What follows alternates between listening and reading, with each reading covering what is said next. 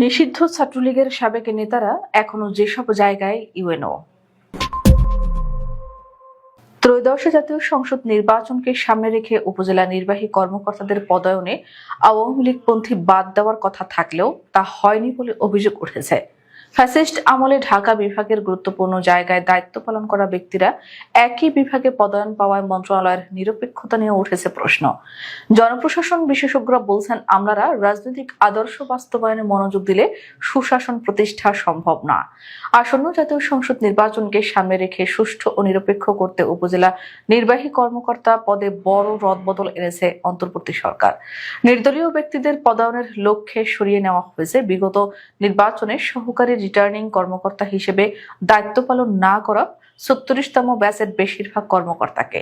তথ্যে দেখা যায়, সিলেট বিশ্বনাথের ইউএনও উম্মে কুলসুম রুবি আওয়ামী লীগ সরকারের সময়ে ছিলেন রাজধানীর ধানমন্ডি ও আমিন বাজারের এসিল্যান্ড। তার স্বামী সাবেক ছাত্রলীগ নেতা আব্দুল কাদের শিপু।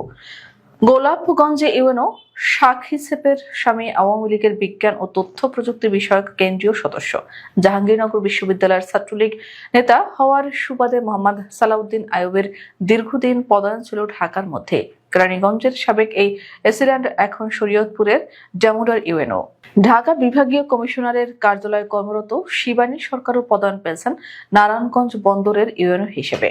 নাটোর সিংড়া উপজেলার ইউএনও পদায়ন পেয়েছেন ঢাকা বিশ্ববিদ্যালয়ের অমর ২১ হলের ছাত্রলীগের সাবেক পদধারী নেতা আব্দুল্লাহ আল রিফাত।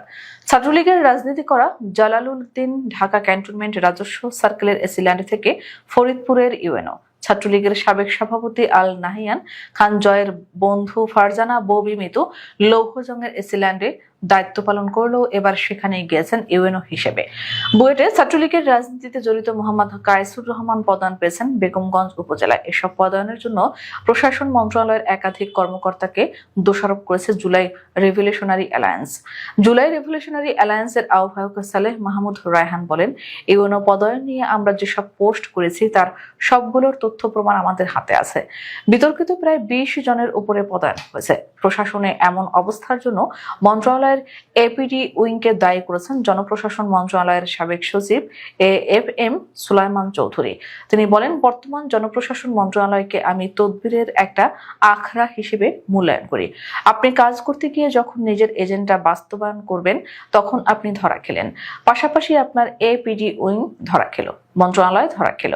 বর্তমান সরকারের লক্ষ্য বাস্তবায়নে প্রশাসনে পদায়নের ক্ষেত্রে স্বচ্ছতা নিশ্চিতের আহ্বান ঢাবি লোক প্রশাসন বিভাগের অধ্যাপক ডক্টর মোসলে উদ্দিন আহমেদের। তিনি বলেন, দক্ষতা মূল্যায়ন করে যদি প্রশাসনকে তার দায়িত্ব সঠিকভাবে পালন করার জন্য উদ্বুদ্ধ করা হয় তাহলে আমার মনে হয় আরো বেশি ফলপ্রসূ ভূমিকা রাখবে।